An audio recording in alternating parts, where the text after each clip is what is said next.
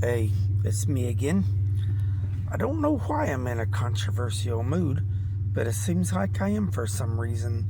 Some things are heavy on my mind and I don't know why exactly. But here goes. Ladies, if you help somebody and it is physically hard on you, be honest. Don't come home and complain and whine to your husband about how sitting out in the hot sun helping somebody was causing you breathing trouble, and then go run and tell everybody that your husband don't want you helping people anymore. You just lied on him, or lied on your husband, and that ain't right. That ain't right at all. Because and especially when you're just trying to excuse a divorce and you don't have any biblical reason for a divorce. It's just you're up in your feelings because he called you out on your nonsense because she's being a brawling woman instead of a helpmeet. And you wanted to wear the pants in the house, as the old folks would put it. And by the way, that phrase ain't really got nothing to do with the way you're dressing. It's just an old phrase that I heard when I was young. I asked somebody older than 50 or older if you're confused about what that means. Don't lie on your husbands. That ain't right. That's not being biblical. Especially if you claim to be a Bible believer, you better be following that Bible. And lying on your husband ain't following that Bible.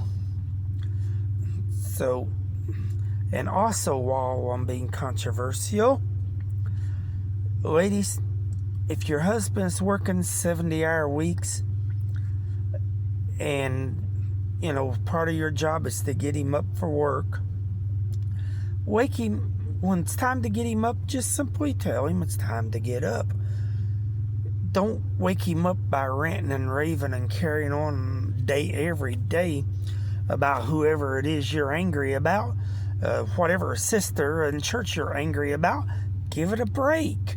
Let him have a little bit of peace before he goes to work, especially since they probably ain't much peace at work.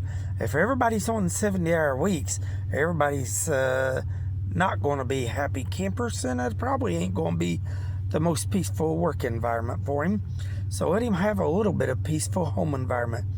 If you're so crazy, so full of nonsense, such a brawling woman that has to rant and rave all the time about anything and everything, whether it be money or whoever you're angry about at church or whatever, that he has to clean up and hurry up and leave house early and grab something to eat at some fast food place just to have a few minutes of peace before he goes to work, there's something wrong.